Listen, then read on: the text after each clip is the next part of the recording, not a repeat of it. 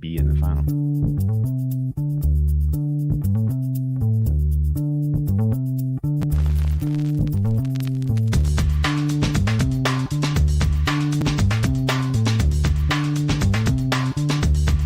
Welcome to the acclaimed podcast, The Deep Dive, featuring your esteemed hosts, Andy Monitor and Drew Dinzik, powered by BetSperts. Welcome to the Deep Dive. A day late, dollar short, dollar. That's weird. I was going to say that. That's fucked up. I hate you. We're a day late. It is Monday. It is 4:20. We usually do these at 4:20 on Sunday. You are not tripping balls. Appreciate you tuning in. This is it's gonna be a fun one. I had a really good Sunday. Through 6 weeks of the season, the NFL is broken in my direction every way possible, except for the Jacksonville Jaguars. Yeah, they're. I'm trying to think of your team. It was probably last year's Browns or this year's Jaguars. I haven't been. I mean, the long shot nature of the prices for the Jaguars meant that it didn't really, if nothing happened, nothing came of it, then the staking was pretty insignificant. So I don't really care at this point. I just wish they would win these next 4 games, go into their bye at 6-4, and it's possible because the next 3 of the next 4 are at home. But we will get to the Jaguars in a bit. Let's reflect a little bit on some of the major takeaways. Andy, how was your Sunday? Right up and down the board. It'd be a lot better if I could figure out teasers. Fucking Tampa Bay. I should have put the wedding, the wedding narrative into that bet, but really just kudos to the Steelers. We'll get to that game. Otherwise, it was decent. My strongest and biggest position turned out to be betting the Browns early over and then betting the Browns early again over at like 43 or whatever, and just kind of sweating a little at the beginning when it's like, oh, we're just going to kick field goals, and then the dam broke and the Browns defense did that, what it did, and so that felt pretty good to get that. Okay, well, let's go. Let's rip through. Like, if you made it through on Survivor, it was a great week for Survivor. Oh yeah, so many teams. Like half of there weren't that many. I think there was 700 left in the big one in Circa, Niners and half that field's down. Gone. Yeah. Like and there was a point where the Panthers were leading. Yeah. If the Panthers, if they were to do something there, it would have been like 85% of the field would have dropped out in a single Sunday, which would have been record breaking. So Patrick, 5% left, 5% entries left in the BOL pool. Let's go game by game. You start. The major overarching takeaways too that I've heard from smart people today, and I agree with. The first was nobody's good. We've been saying this for 6 weeks now. Third of the season in the books, and you have the Buffalo Bills and a bunch of other teams. Nobody should realistically be favored by more than a touchdown against any other team on any given Monday. So the second thing that I would say is this was one of the flukier weeks. I think realistically, if you break down box score and you grade who was the correct winner and or cover and or over and or under, there was a ton of sort of false results. Is that a fair way to say it? False results? Potentially misleading results? I mean, we'll go right with the Thursday night game. Commanders, Bears. Couple. Yeah, I was going to say Commanders, Jaguars. Maybe you could make a case for, honestly, even New Orleans. I'd have to go look at that box score. The Vikings. Baltimore for sure. The Vikings. People... Boy, we got to get some structure to this today. We got to take a deep breath and start at the beginning. But yeah, if you want to be the guy who steps out and says, "Hey, the Giants are a fraudulent team," then you have to be willing to say the Vikings. The Vikings probably more fraudulent than anyone right now, as far as just scraping by against backup quarterbacks and advantageous position, coming back against teams they shouldn't have been down against in the first place. And somehow, the 5-1 Vikings are probably a middle of the pack team right now, guys. So it's a little sketchy in some of these spots. And yeah, right away, that the Commodores game, the Bears were clearly the better team. You can go look at that box score and see just the yardage totals, and it kind of came down to that. Not a lot of games are absolutely turned on their head by one play unless it's a play super late. If you have a pick six very late, or even just a turnover or a score very late, yeah, that happens all the time. But man, it felt like just that muffed punt's like that might be game over, guys. Yeah. These are teams that aren't scoring. They aren't really driving that well. Things aren't going well. If you're going to give them that one possession like that down there, it's done. Might be donezo. So that was probably the difference in the game. Speaking 12, of donezo, 12-7 was the ugly. Carson Wentz Commanders era was a quick one. Yeah. I mean, unless his replacement performs really poorly in the next 6 weeks, we're probably not going to see Carson Wentz put on the old W helmet again. That classic W. The helmet has a W on it. I actually can't even picture it now that I'm saying it out loud. Does it have a W on it? I think it does. I saw a quick video, just full tangent, about the Steelers helmet. You know why it only has a sticker on one side? I'm dying to know now. Just they wanted to save money when they first slapped stickers. They didn't like have no, enough they're just stickers like for our two sides. They're like it's cheaper. It's cheaper just to put one sticker on. Just put one sticker on it. Excellent. Let's start with the Steelers on Sunday. I'll call out the games and go down the rotation order, and you give me your takeaways here. The Steelers ultimately beat the Buccaneers. Trubisky has to come in for an injured Kenny Pickett. The Buccaneers defense generally did their job. They held the Steelers to 193 passing yards, 270 total yards. They could not, however, force a turnover, which was the major thing missing from this performance by the Steelers. Ultimately, for the second game in 3 weeks, Tom Brady cannot convert a 2-point conversion that would tie the game late. Tom Brady in comeback mode has been uninspiring, and some of that may have to do with his supporting cast. But the Buccaneers find themselves now 3-3 and a long way away from the form they need to threaten for an NFC title this year. Your take? Yeah, they need to get healthy, but also just, the pass rush needed to do a little bit more. Trubisky was only sacked once in coming in relief, and Pickett only once as well. Pickett, we'll see how that injury hashes up, but Trubisky was wildly efficient in, the small amount of usage. He only threw the ball 12 times, but he also tucked it down a couple times, ran, and he got it done when it was important. He converted 2 or 3 longer third downs with honestly nice reads, nice patience, nice pocket presence. I never thought I'd be saying nice things about Mitch Trubisky after he was already benched this year, but like those third downs were kind of the difference in the game. It was a 20-18 game, and he kept a couple of important drives alive. So kudos to, honestly, Kenny Pickett, and shame on you. Just Tom Brady in comeback mode and everything from the Tampa Bay defense. You need to be a little better than that. Yeah, Under still made it. That was all I cared about. Tampa Bay's future's still by in my mind. Pittsburgh's not going anywhere. Cincinnati, New Orleans next up on the rundown. Cincinnati with a 4-point win, a narrow cover. It never really felt good. Flies over the total with 56 points. Joe Burrow, Jamar Chase back in the Superdome, where they, of course, made history winning a national title for LSU. Didn't have any action on this game, but I regret not betting the over in hindsight. How did you feel about this outcome? No, I did too. I was close to betting the Bengals. I guess now I wish I would. I said that. We kind of said on the podcast, it's like, is it that bleeping simple that it's like, hey, if a pass rush can bother Joe Burrow and bother him heavily, he's probably going to have a bad day, and the team's going to have a bad day. They did sack him 3 times, but that's light work for a defense. I mean, you got to get to 4, 5, 6 before you can really put a pin of metal in your chest against this line. Yep. And more often, not the line, the actual quarterback who's causing some of the sacks. But they didn't really do it. And we said that. We said if they're not going to get after him, Bengals are going to score quite a few points. Kudos to, I guess my biggest takeaway was kudos to Andy Dalton again. Not like he had a really big stat line, but Kamara was effective. Just the offense was effective with a lot of names that you don't want to be near the top of the score sheet. They've been really, really snake bitten by injuries.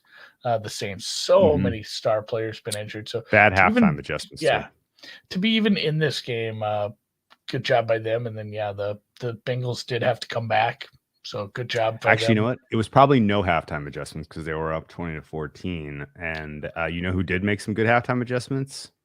Anarumo. 6 points. Our guy. 6 points for in the second half. Bengals opponents team total under in the second half starting to be a thing. Moving down to the Jags Colts game. I mean, at different times in this game, it sure felt like the Jags were going to pull away and get an easy win. A million freaking points scored. So you have a little divisional rematch flip-flop where there was 24 points in the last game, and this one zipped over the total. Colts continue to save their season, but boy, other than Matt Ryan looking lively, there's still a lot of problems with this team. I mean, kind of want to write off both, but you can't because the AFC South is a dumpster fire. Yeah, it is. It's funny. I caught some, and it wasn't people giving. Well, one guy gave me shit, but he can pound sand. But people, I listed some. Hey, these are in the Wong zone, and some people correctly pointed out like a couple of these totals are high for the the adjusted Wongs. You don't want to be playing things over 50. They said Seattle and Buffalo are too high to technically qualify. So it's kind of funny that the Seattle game ended up with 28 points, and this one ended up with $1 billion. Although I did tease the Jaguars. That leg got home. Unfortunately, it was with Tampa Bay, which, God damn it, that felt like a free square. I still don't understand what all went wrong. We just talked about it. The thing about the Jags teaser that really sucked was you felt like this was, they missed the 2-point conversion, and the Colts had the ball. You're like, oh, they're just going to drive and kick the game-winning field goal. But they went for it over the top on that 3rd and 13 when it's literally like, I mean, I guess they didn't want to put the ball on the foot of their kicker because they've had bad experiences with that already this season. But that was a surprising play. The Jags defense was not ready for it. They got beat, and that was the game. And there blows up the teasers, and that was that. The teasers were fine. I mean, it stayed within 8. Yeah, it did stay within 8. Oh, okay. Yeah, so this teaser leg was fine. But okay. I think people who bet the Jags against the spread deserved a little bit better fate. They were in control for chunks of this game. It got a little out of hand, and then we hadn't seen Matt Ryan do this year. This was new. Like, oh, he's gonna be pretty quasi-effective, semi-effective. Also threw the ball 58 times. That's just not something probably super sustainable for that. I guess what would put you on tilt if you bet the Jags or if you have Jags futures? There was a Colts touchdown play where the guy literally double arm shoved the defensive back and he just collapsed, and then he caught the touchdown, and there was no second look from the official on that one. Kind of weird. Weird officiating in general in the NFL, but that's a story for another day. You have a take on your New England Patriots, who all of a sudden are the hottest team in the NFL, not named the Buffalo Bills? Yeah, if you want to bet player prop overs, I guess, on offensive players, make sure they're playing the Browns. It's turning out to be one of the bigger downgrades. I'm not sure if you have this readily at hand, where you had the Browns defense ranked preseason. I only had them about 15th. I was going to say I was 12th. I was 12th. They weren't. Not 32nd. I think I remember saying they have room to it has room to move up. If this pass rush, starts to crush, this could be a decent defense. It is not. No. There's been injuries, but even when they've come back, they've had struggle to get anything done against a lot of teams. Zappe only sacked twice, 24 of 34 for 309 for a first road game, I think. Fourth. He came in supported Lambeau. Yeah, that was in Lambeau, but first road start, I guess. And Ramondre Stevenson, I wonder if he even made his total. Honestly, I expected actually a little more out of him against a run defense that's been gashed a couple times. They kind of got to put him on ice. Yeah, that's the thing. The game got a little out of hand. They scored 28 in the second half, and I know a little of that was the game started to get a little goofy and out of hand. But Brissett, not great. We've seen some good Brissett early on, and maybe the final play of last week carried over because he wasn't good. They didn't get a lot out of Chubb because they got into such a negative game state right away. He only got 12 totes. That's not where you want to be. This is, again, maybe a team you're able to bet against if they're behind. They are not going to be good in comeback mode with Jacoby Brissett and having to put their running backs on ice. So something to watch for. But, the Patriots, clearly the right side if you bet them. I mean, just the offense, even with Zappy, was doing great things. It'll be interesting to see if they stick with the kid. I mean, you think they should, right? I kind of do, but that's. I mean, I think you let this play. It's more being. That's my inner Drew coming out. Like, well, I have a prop on, or a future on Zappy. Yeah. Okay. Well, no other takes other than watch this space. Patriots in sort of the same midseason form that they showed last year with the different quarterback now. Defense looks really, really good when they are, they're coached up right now. So they got an interesting kind of next stretch of their schedule that could put them very much in the race for a playoff spot. 2 games against the Jets in particular that we all have eyes on. Speaking of the Jets, they come away with a 27-10 win in Lambeau.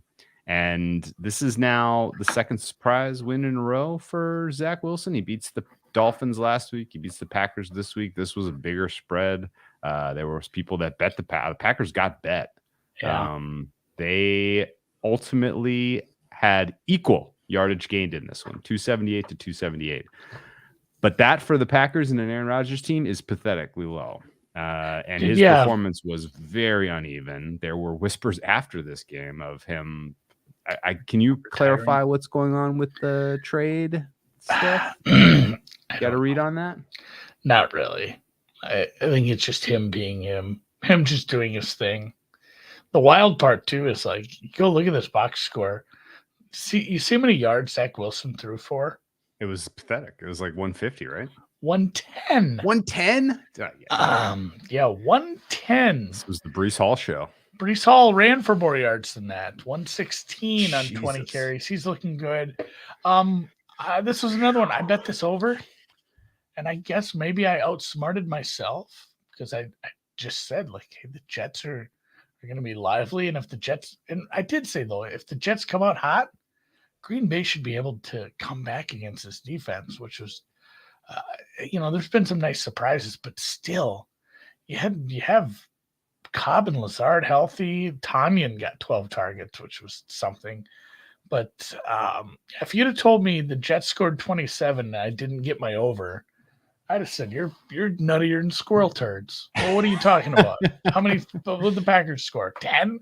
That's crazy. That's not real. So really, really, the lows are low, and the Green Bay Packers are 3-3, 2 games, plus a head-to-head loss behind the Minnesota Vikings. The hopes of an NFC North title for Rodgers are kind of slipping away here. Tell me where you've heard this before. The Green Bay Packers host a team that they are broadly favored against with a quarterback who's got not a lot going on in the passing game. And from New York. They lose a game from New York. They lose a game where their special teams conceded a touchdown.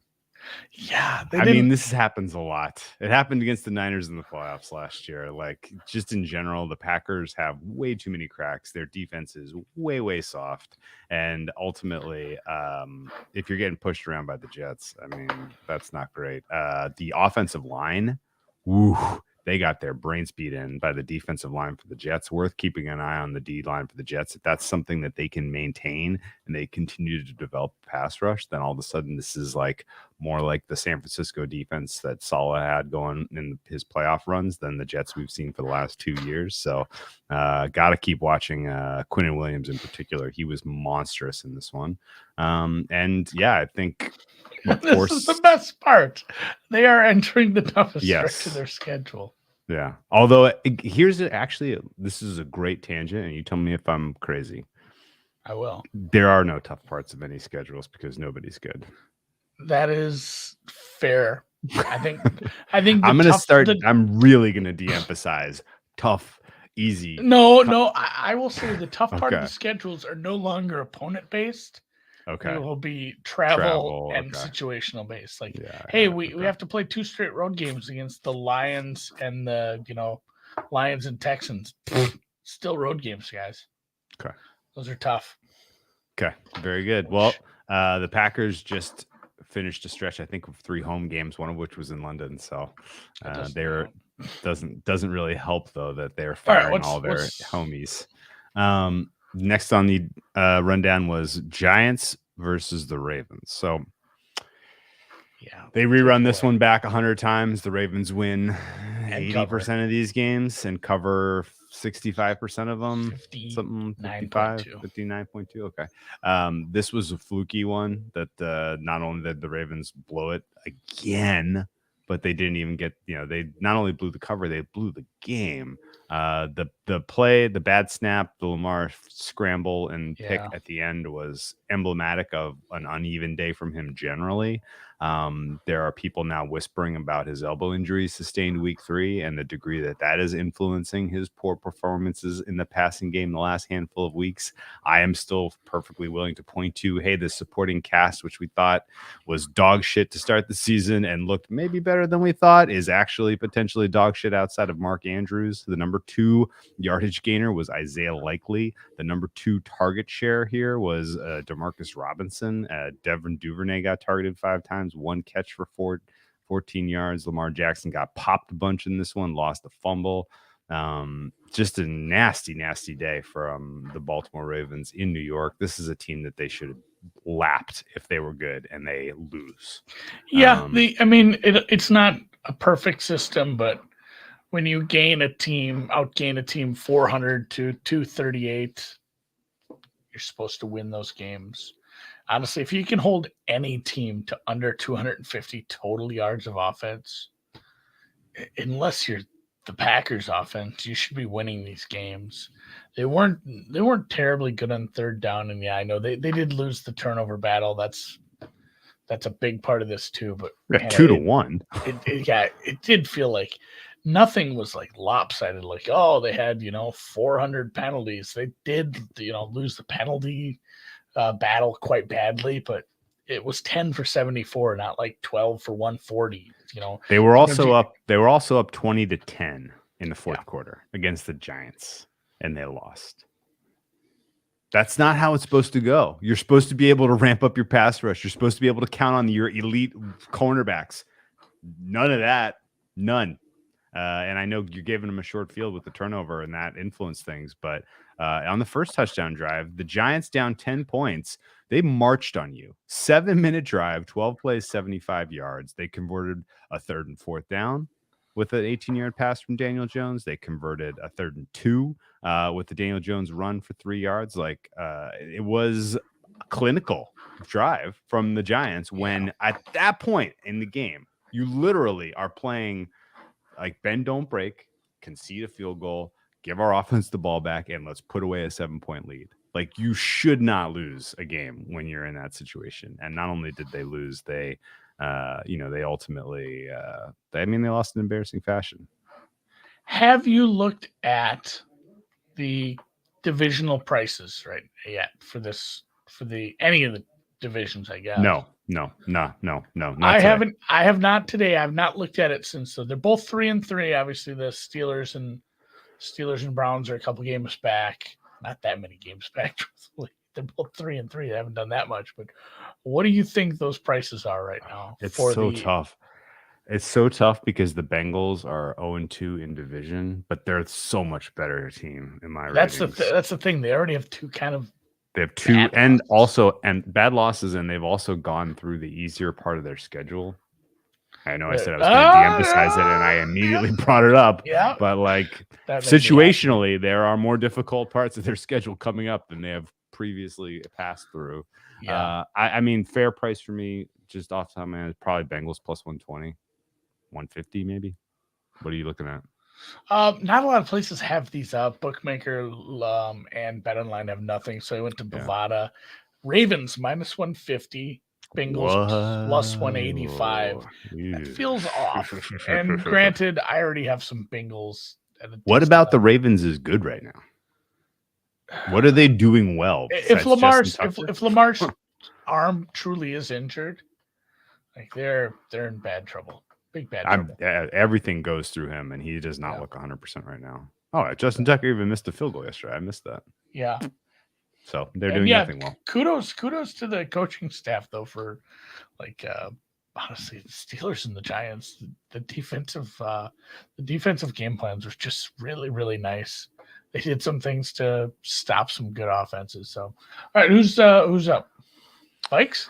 Yeah, Vikings versus Miami. Talk about your fraudulent outcomes here. Holy guacamole. Yeah, Not I mean, only did the Vikings get a win, but Kirk, you know what? Kirk was good. He wasn't going great. away. Dalvin Cook was good. He wasn't great. Justin Jefferson, ho hum, 6 catches, 100 yards. That's just what he's going to do. But this team, if you go, and this has been widely advertised all over Twitter, especially on Vikings Twitter, 2 for 12 on third down, and you scored 24 Amazing. Points. Unbelievable. So they scored 24 points, and none of them were like we ran back a fumble. Those were offensive scores. 2 for 12 on third down. So every one of their drives that, like, if you just look at the Minnesota drives, early down success was the story of their offensive day. 3 and out, 3 and out, 3 and out, 3 and out, touchdown on 7 plays, 3 and out, 3 plays and a field goal because they got an interception in a short field. But technically that was they didn't get anywhere. They did not get a first down in that. That was right up against the halves of the time. 3 and out, 3 and out, 3 and out, 7 plays touchdown, 3 and out, long touchdown, 3 and out, end of game.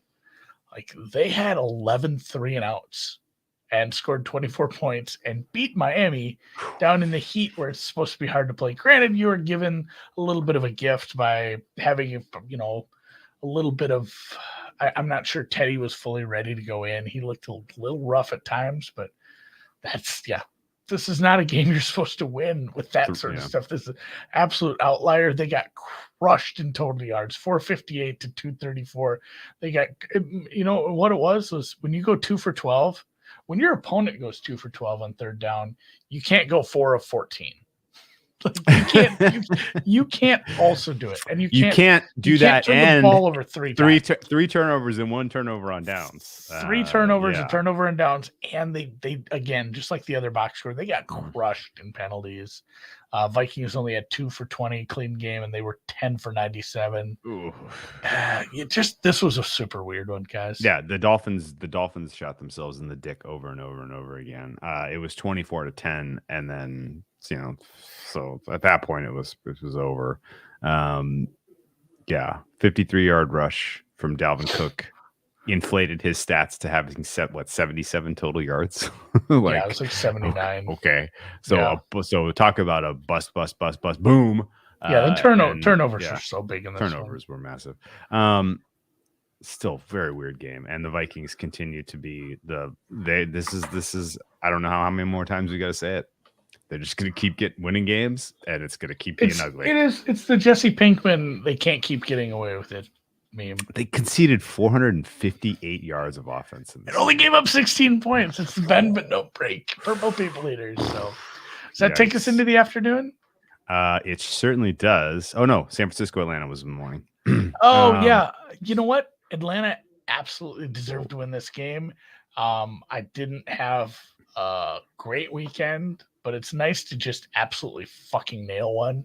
I bet this at +6. I regret not taking money line now that they won, but it turned out that yes, all those defensive pieces that were hurt mattered. The Falcons, it never hurts when your team gets an early defensive special teams touchdown like that. Like, those kind of things are always going to make it, when you're playing from a plus position, your game plan is just that much easier. So the fumble recovery touchdown was nice, but they were already up 7-0. They'd forced a 3 and out at that point. They were looking good, and they kind of kept the foot on the gas. They did not let the San Francisco Niners score in the second half. In fact, this game staying under was a little bit of a wild result because it was 35 points at halftime. And we only got 42 points. There were 42 points scored with 8 minutes and 40 seconds remaining in the third quarter. Yeah. And it's snuck under. Unbelievable. Niners in this one were more the story than the Falcons, even though the Falcons are playing. You know what? I'm looking for the right average to describe these guys. They're plucky. They're a tough out. You don't want to play the Falcons if you don't have to, And, Mariota had a very weird stat line. He was 13 of 14. He had one incompleted pass, but he threw for 129 yards, 2 touchdowns, and he managed 50 yards on the ground and another touchdown. Like, it was that's a throwback performance. A bygone age. He was instantly in a plus position, all like that. After one drive, they're up 14-0 with the fumble recovery, and then they leaned on multiple running backs to just kind of ice this game out. They didn't hardly have the ball in the second half, like you said. The Niners had an 8-minute drive that resulted in no points and no turnover. It was a 16-play, 80-yard turnover on downs. That's over half of the fourth quarter went to one drive that resulted in no points. Like the Falcons barely had the ball in the second half. 5, 4, 4, and 1.5. Oof. I guess they had two. They had 2 defensive scores, huh? They had a pick 6 and a fumble, a scoop and score. No, just the first one. Yeah, no. They the Falcons' first touchdown was an offensive touchdown. Yep, and then the fumble recovery touchdown. And then the fumble everything else touchdown, was offensive. and then they just interception. They didn't. Yeah, they picked him off. They picked off Jimmy G twice. Yikes! Yikes! The turnovers. Yeah, the turnovers are big. I see it. Yep. Okay. What'd you think of the Falcons' pass rush? Did they have one? Because this was a really weak O line they went up against. Yeah. They ended up with 2 sacks. Yeah, I mean it's. Oh no, they got 0 sacks. It's not a good pass rush. They did not sack the quarterback at all in this game. Okay, that's good to know because you know who they're playing next week. It's the Bengals. We'll get to that in a hot second. I know. I think I have too. I think I finally might go the other way here. Carolina Rams. The Didn't Ram watch of Thorns. a second of this game. This game was horrific. I think the Panthers had a 10-7 lead with a defensive touchdown at one point, and I was like, this game would be funny if the Panthers managed to win. They don't even end up covering, losing by 14 as the Rams scored the final 17 points. I guess you can say the Rams made some defense, some decent offensive adjustments at halftime, winning the second half here 17-0, but the Panthers quit. They're with Steve Wilkes is their coach now, so you're not getting much from them coming out of halftime. They kicked a player off the field. They kicked a player off the field in the game. PJ Walker threw for 60 yards before getting replaced by Jacob Eason. Was it for injury? Was it for performance? Who knows? Because no one watched this game. Is Jacob Eason now the quarterback going forward, or is Baker Mayfield coming back? Does it matter? This is a really, really awful situation in Carolina, and they probably are staring at 1-16. Yeah. Just shout out to Adam Rodriguez. This is a throwback to my homie Sandman, the Cheetah Lounge in Atlanta. That's a good spot. Remembers him. It was one of those weird ones where, oh man, I can't bet the Panthers. It's so many points, and I want to, but I can't bet the Panthers even against an offense that's broken. And I had a tweet halfway written out, and then I don't know why I never sent it. But when the Akers thing, I said the Akers thing almost makes me want to bet the Rams. The fact that they're done with him. Yeah. Maybe they'll stop using him on first down, but that wasn't, a good enough offense to bet him. Still really bad. Yeah, I was going to say, the defense to quit. This was a game that, yes, they covered the big number, but there's a lot of situations where, some squirreliness at the end. They don't. It's such a big number for a bad offense to cover. I'm glad it stayed away from this one. I don't have a lot of faith in the Rams, who are also 3-3. So do mention, the Panthers are dead. Hopefully they can trade away some more assets and start the rebuild with some new coaching, new players, new quarterback. They might be starting Jacob Eason next week. Yeah. Walker's hurt. That's not where you want to be in life. Speaking of trading for those players, Arizona.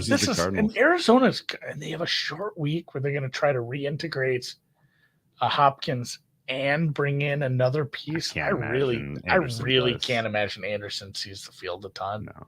That's so tough to come off of a Sunday game and prep for a Thursday game at all, much less doing it with a new team, new offense. So Really disappointed in Arizona, especially Arizona's second half.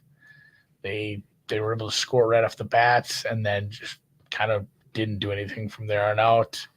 I guess we should say nice things about the Seattle defense a little bit. They do things. Wooly Bully, our guy. Yeah, Woolen. He's. I mean, he deserves consideration for defensive rookie of the year. He's probably not going to get it over Sauce Gardner, at least because the New York media tends to tilt these things. But that's fine. I bet him at 8-1. Like there was some 8 today that it should be 5. Yeah, that's fair. Yeah, I took a little 3. We got to look maybe at some of Sauce's matchups in particular to see if he's going to have a stretch where he could really swoon. The Cardinals outgained the Seahawks. You can build a narrative around like who leads the league in interceptions. Yeah, if you can do that as a rookie, you can. Okay, so the Cardinals outgained the Seahawks in this one, but that was deceptive because a lot of that was garbage time yardage. Ultimately, this was a sackapalooza. 11 sacks total in this game. Neither quarterback was willing to throw the ball away. They were each holding on to it way too long. Kyler Murray not interested whatsoever in really, getting rid of the ball. But he did scramble 10 times for 100 yards. He managed 100 yards on the ground. I think a lot of that had to be in garbage time. But has Cliff checked out? Cliff just got paid, Patrick. He just got. Well, and as somebody pointed out in one of our chats, like ownership's cheap. Oh, like, fuck! You're not seeing Cliff let go mid-season.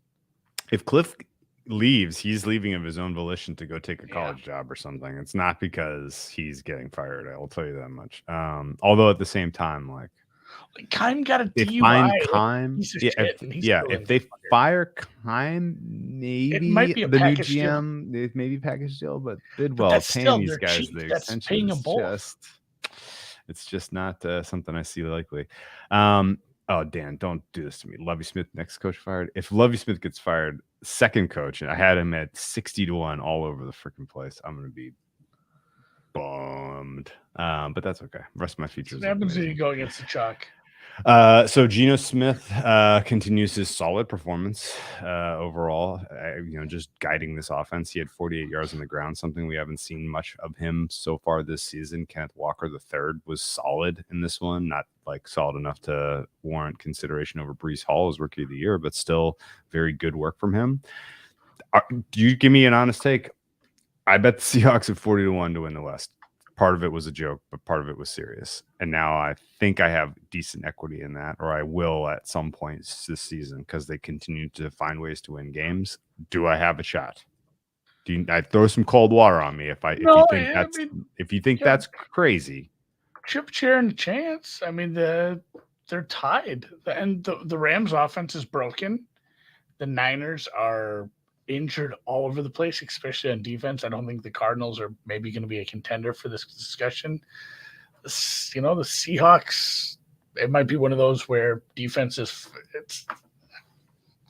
like what we do with Mahomes. Like, have defenses figured out Geno?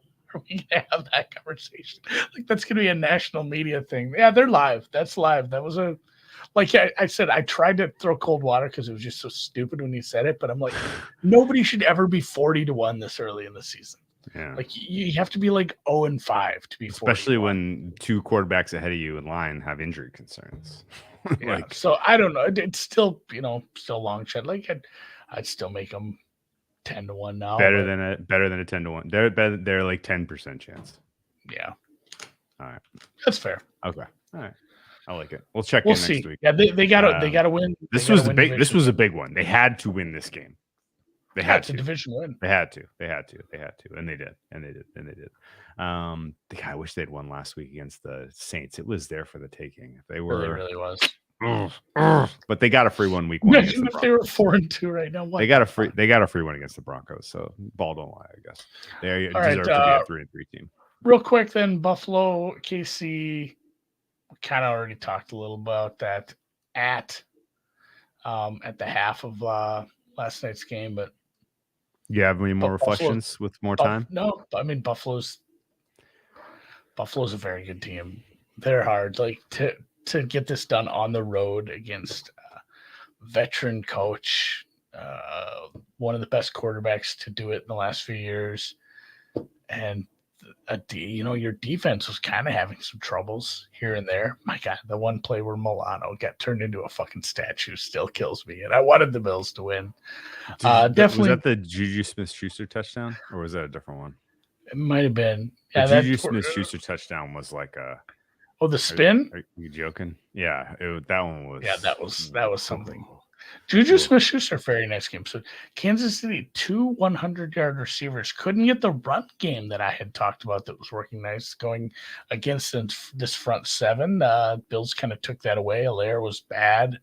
Pacheco only got 2 carries. McKinnon only got 2 carries. They did it through the air, and they looked good doing it. Kansas City's very good. And I think we found the stasis of where this number will be when this is in Buffalo. It is probably 4.5 come January, and boy howdy am I looking forward to that one. Okay. When our MVP hosts Kansas City in the rematch, that'll be a good one. Then Dallas Philly, we talked about a little too at halftime. Let me make some more comments on Bills, because we didn't put it in podcast form, and I think I've thought through it a little bit more clearly what I wanted to say here. I think in reflecting, you got as good of a game out of the Chiefs defense as you were going to ever get against this Bills team. Like they were playing up for a lot of that game. The stops, both early, the turnovers early. Like the Chiefs defense were live. There were a lot of red zone snaps for Josh Allen in that game that were not touchdowns. And that's rare. Like, he's usually going to kill you in those spots. And they had decent success stopping him, I thought, especially in the red zone. The Chiefs defense gave you an opportunity to win that if you were Pat Mahomes and Andy Reid, and you didn't.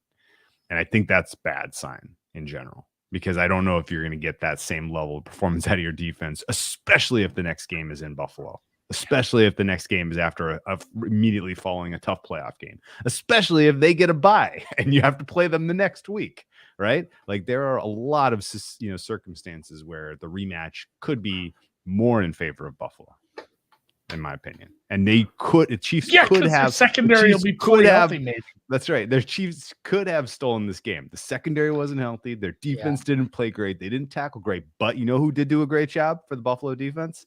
Les Frazier. We've talked about it like a dozen times. Great coordinator, terrible head coach. Great coordinator, terrible head coach. He's just the poster child for that.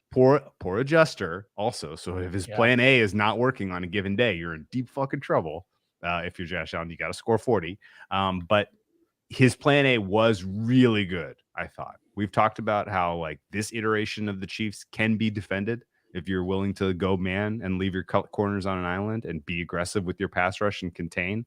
Not let Mahomes break the pocket, because Mahomes off platform throwing passes down the field, absolute death, especially if you're in man coverage. But they did a good job the other week where it's like just he had 2 of those magician plays. Like, what the fuck are you gonna do? Yeah, what are you gonna do? But they did a good job, I thought, of executing the way you defend Mahomes now with this offense and with the pieces that he has to work with.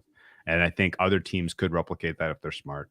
And if they have the personnel, because the Bills didn't even really have the personnel to pull that off, which is why I was a little worried they weren't even going to try in this game, which is why the over was probably a really fair play, even at the big number. Like, and it should have gotten there realistically. Yeah. But chaps my ass. Yeah.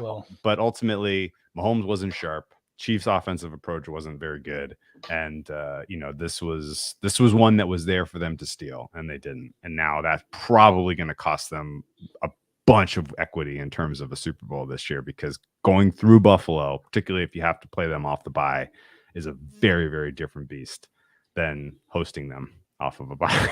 So yeah, big old flipperoonie. Yeah, I joked about this being the AFC title game preview, but really it was truthfully a kind of the early battle for the 1 seed. You mean that was the AFC title game? Yeah, it's what get you the bye, and that adds a nice chunk of equity. So, I don't have a ton in the Dallas game. Kudos to Dallas. I've said kudos a lot today, but props to Dallas for showing up a little in that second half. I didn't know that they would. Kind of at this, again, at this spot, like, all right, well, we had a good run, guys, and but this is just a way better team. And we have Cooper Rush as our quarterbacks. Scoring 14 in the second half was a little bit of a surprise to me. They were lively there. And I liked what really, they called too. Yeah. Right? Like you liked the way they did it even more than them doing it, right? Yeah, it was like those were good drives when they put those together. I love a kudos bar. But and again, I said this when the Eagles took on the Jags and were down 14-0. I said that was great. If you are in the Eagles, if you have equity in the Eagles, if you have future bets on these Philadelphia, these wonderful players, the fact that they got punched in the mouth and came back and just unfazed, that was great. And this too, like the fact that they couldn't just coast this whole second half. They got brought back into a close game and they went down and they had a really nice drive, that answer drive. That's what you want to see from not only just the team, but like the coaching staff. Like if you have that in your pocket, like, all right, let's put together a well thought out, well sequenced drive, go down there, score a goddamn touchdown, and put this one back to bed. They took 7 minutes off the clock on that drive. That was the beauty of that drive. Like it was well thought out. Like not only did they score, they took so much. Yeah, there was like some Jalen Hurts sliding in bounds and that type of stuff, which is just like, it was gorgeous. Yeah. Question: am I being results based and complaining that they went for 2 going up 9? Of all the ones, I get the, hey, let's go up by 9. So it's a 2-score game. This was to go up 11. Yeah. To make it basically a quasi 3-score. Yeah. I don't know if I've seen that. It'll be interesting if someone could, no reason I cared. I'm happy. The whole half the damn chat was under 20.5, so I'm happy we pushed. Okay. And you got your Eagles bet, so yeah, because that final field goal ultimately, like the plays that preceded that, where the Eagles defense finally stepped up and made some stops, and then forced the really long field goal. I was just like if this lands 6, I'm just going to be bent. And I had 6. I wasn't even going to lose. But if I had taken a win on the second half over, but a push on the 6, I would have been net angry. Net angry. That's a new one. Yeah. So anyway, right, you guys, we're gonna spend the next 10 minutes going through openers. Yeah, ripping through. Not as opening of an. Did you play this game by the way tonight? A little bit of Denver 4.5. Okay, nice. Smaller. I played a little bit under 46. Yeah, I like that too. I think if you like a correlated parlay, if you want to be a dipshit and do a correlated teaser, because who knows, teasers, no rules anymore in teasers, guys. The under and Denver, I think, are correlated. Yes. Best red zone defense because of what the offensive line for the Chargers is that's the Achilles heel potential. Yeah, the offensive line is worse news now with Lindsey, and good news for the Broncos with getting your Pro Bowl defensive back, getting a tight end back, and hopefully Wilson's healthy. So we'll go through those now. Hit the thumbs up if you like betting on a Monday, guys. Betting on a Monday, thumbs up for that. Thumbs up for that. Right off the bat, is there a case to be made to bet Arizona? Because the Saints are so injured, and it's almost a nice spot for Arizona here. A short week with everybody hurt. They've been overperforming. The Saints are at the top of the market right now for what you think of their offense.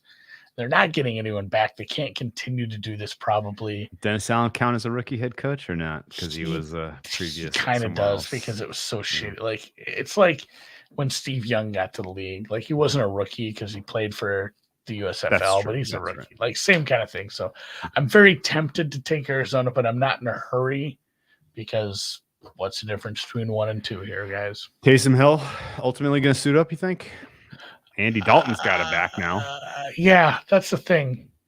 I want to kind of find out what's happening at quarterback. I'm not sure it moves the market a lot. You know what Taysom Hill can't do? Throw to Taysom Hill, who would be the only healthy pass catcher.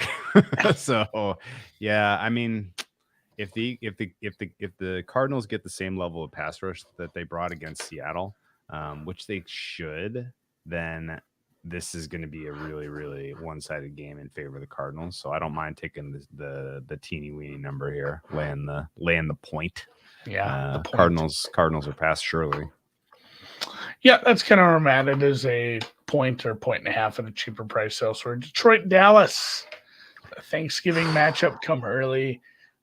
With the uncertainty of the quarterback, I don't even want to talk about this right now. We'll see if his grip is good, if he's playing. Let's assume it's Dak. Why am I hesitating taking the points here? I don't know if his grip is right. Like, I feel like that's what I'm saying. Like, give me the 7. Oh, really? I'll back Detroit in this spot. Coming off of a bye. Detroit's defense is just so utterly bad right now. They kind of have to regress back to the something after a bye week where you get to look at your tape and you get to evaluate your defensive players and your scheme. I tend to like an over here. If Detroit is going to fix anything, it might be the offense getting a little bit back. But I'm passing on this game. Banged up players on the D-line for the Cowboys. Cowboys spent a lot of time on the field going up against an offensive line that's going to be healthy. I think Detroit's the side here, and I think they're probably live to win. And honestly, like, the world would be a better place from a content standpoint if Dak comes back and the Cowboys lose as a 7. You can get a cheap 7. It's leaning towards 7.5. I like cheap 7. I think I'm going to keep thinking about it for 2 more days, but we'll touch base on Friday. I like your points. I just don't want to. I don't want to think this is Lions side. Giants, Jags. The overperforming Giants, underperforming Jaguars. Jags still laying a juicy 3 at home here.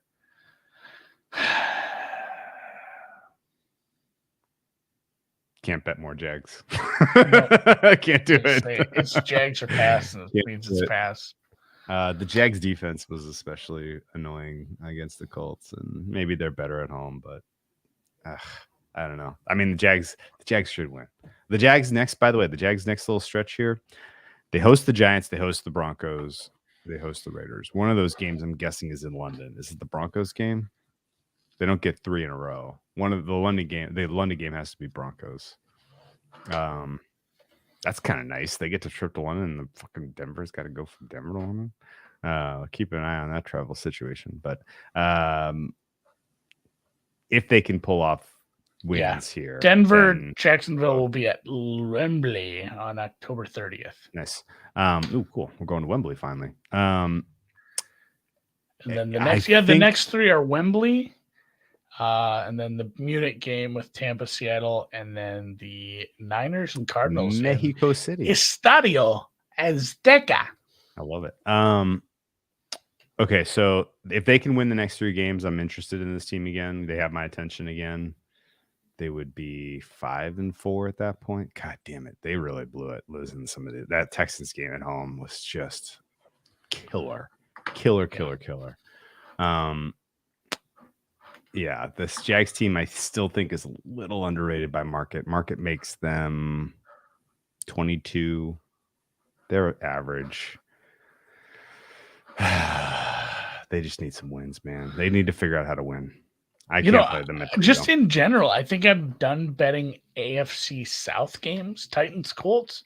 Why would we do this? Why? I have no interest in getting involved in that game. That's probably a pretty good number. Matt Ryan's arm's probably still on ice. Threw the ball so many times. Colts getting points here, I guess. Nope. Yeah, I don't think I'm going to bet that game. I'm going to dig a little into that and see what the Titans injury situation's like. Titans have to buy. Yeah, I guess. Yeah. Yeah, they are. But is this a rematch as well? Yes. Titans dominated the first half and put the game away. Dude, that's weird that the Colts are getting 2 rematches out of the way real early in the season. Yeah, they had an odd schedule. That game went over. I don't want to talk about this game. No, let's pass. Let's skip it. Bengals -6, -05. That's a bet. Good matchup. Yeah, it's a good matchup. Falcons caught a lucky spot with the Niners, and the Falcons are about at the top of their market. Yep. If this game was what was probably this game in the summer, 7.5. I'm guessing, yeah. I don't have it in front of me, but that sounds right. No, maybe more. It could have been more. 8. Cincinnati was pretty high in the market preseason, so and it's fair that they've been downgraded by the market, but Falcons are near the top of their range right now. I will take Cincinnati -6, -105. This is a bet I have made. I love it. We agree. I'll flash you forward into the future a month where people are asking, are the Bengals the third best team in the NFL? Are they the second best team in the NFL? Like, we're headed there in my mind. Oh, Papa says Summer was -10. Well, that was off. I get. Well, we knew the Falcons were really perceived as. This is the point. Trash. Yeah, the H.A. Terrell entry, and Hayward. They have two guys down, right? That was Hayward's out for sure. I don't know if Terrell is gonna. And we always talk about secondary and defensive line working in tandem. Now they have weaknesses at both, so it is Cincinnati. I think you might see a 7 by the time game. This might just get steamed all week. There'll probably be resistance at like 6.5. I mean, somebody will be hungry to take the Falcons. Falcons always cover, you guys. 3 cornerbacks got hurt. Yeah. This is you know what? That's usually bad when you're going up against a team that has 3 wide receivers who are excellent, and also you can't rush the passer. It's usually bad. This total's 47, so you're talking about a team total. Bengals get to 30. Yeah, probably. Let's look at the weather too. It's in Cincy. Weather could be weird. Yep. But Browns. This is Cincy. Lay it with Cincy. Yeah, I laid it. Browns, Ravens. This is a soft 7. Getting juice towards the Browns.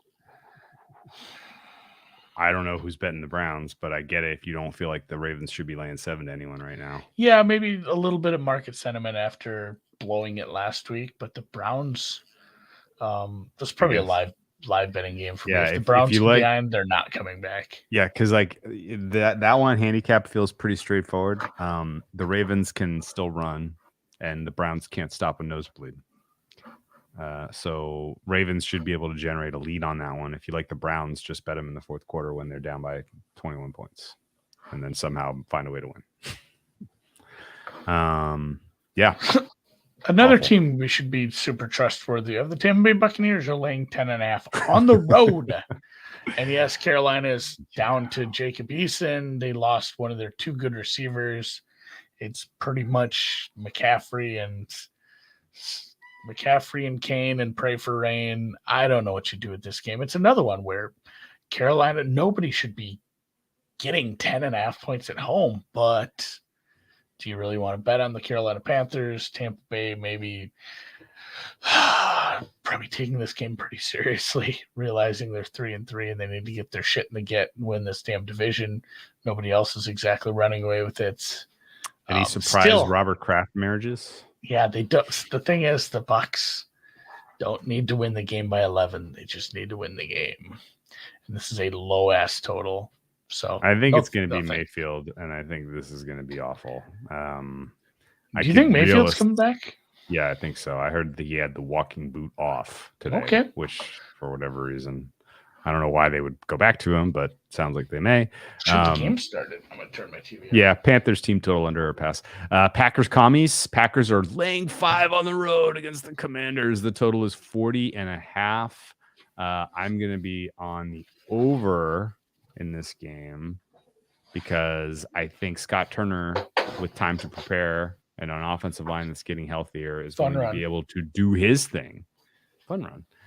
Scott Turner and the Commies are going to do their thing. They're going to get into the high teens, 20s, and then Aaron Rodgers, he's auditioning for his next job.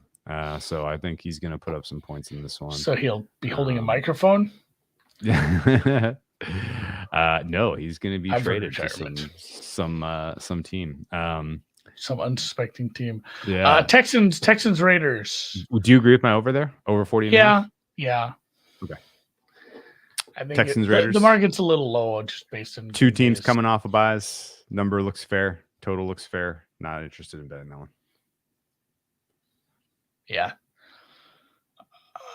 How about that? The Raiders at 1-4 or whatever they are, 7-point favorites at home. Chiefs, Niners. This one's fascinating. So Niners expected to get a lot of positive injury news over the balance of this week, which means this 3 is not going to last long. So we kind of have to decide right now if you're betting the Niners or you're waiting or passing.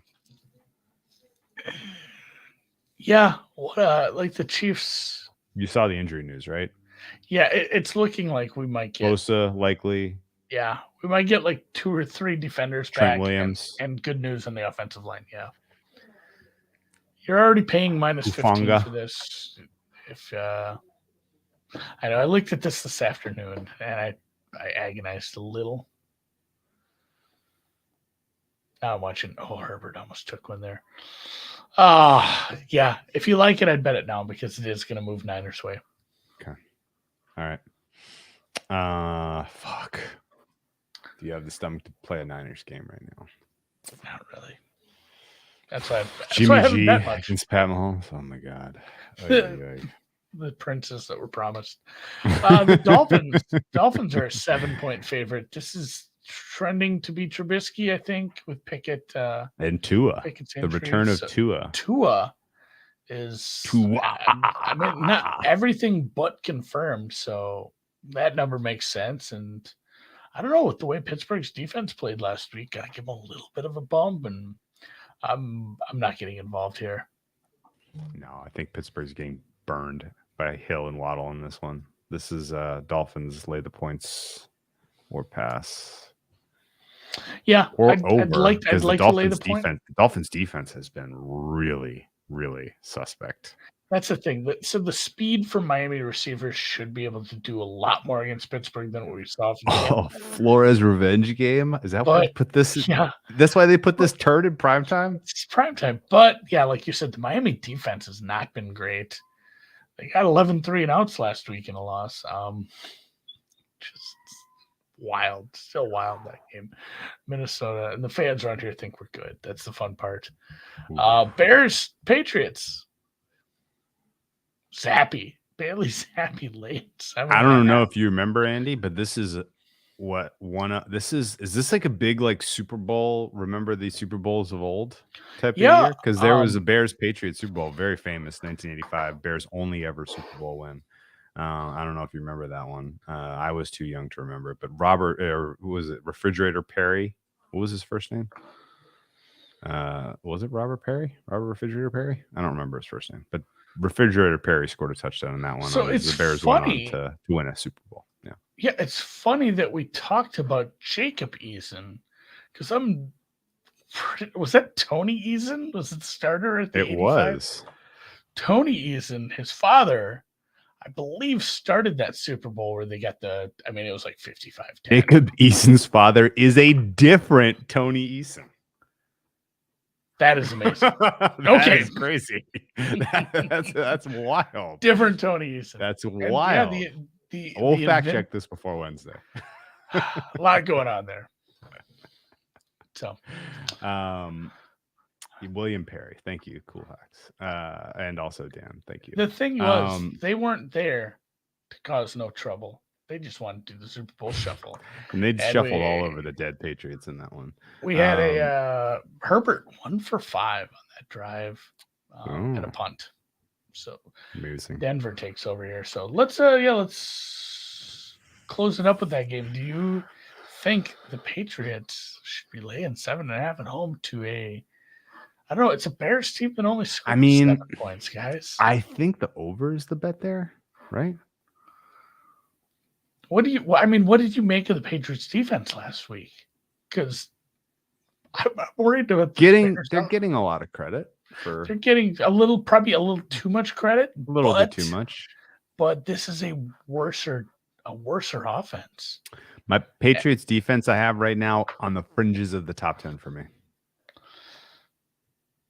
But honestly, there's no good defenses in the NFL this year. And you can't even tell because the offenses and the quarterbacks have been bad. Denver's up there, sure. San Francisco's up there. Bills, Eagles, Cowboys, Bucks, Bengals. That's kind of where it starts to get real thin in terms of good defenses in the NFL. Like the Jets are going to be making a case pretty soon here that they're a good defense. Yeah. But no, I think the the Patriots defense is getting a little too much credit for who they played, and it's not like Justin Fields is. How are there two Tony Easons that played quarterback? It's like at a high enough level. It's fucking dumb. All right. It is dumb. All right. So yeah, and it just Belichick scheming against, like Dan says, against this Bears offense. That's unfair. So I will be teasing my guy Zappy. There's a couple of half decent teaser options. I've never won a teaser anyway, so what's the point? But Tony Eason, Jacob's father, played wide receiver at Notre Dame. He was not a quarterback.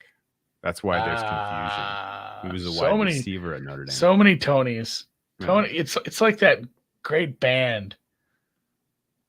Tony. Tony. It's our anniversary. You don't remember that?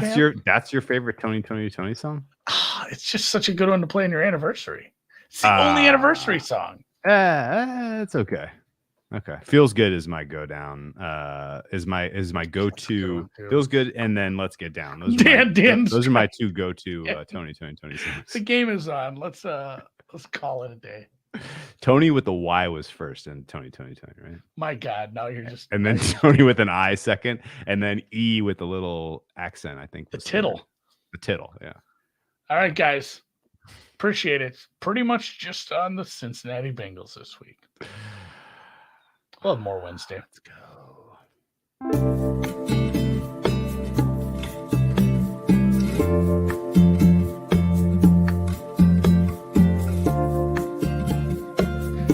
I remember correctly, they all had an exclamation point after their Tony as well. I think an under here gives me a very small card.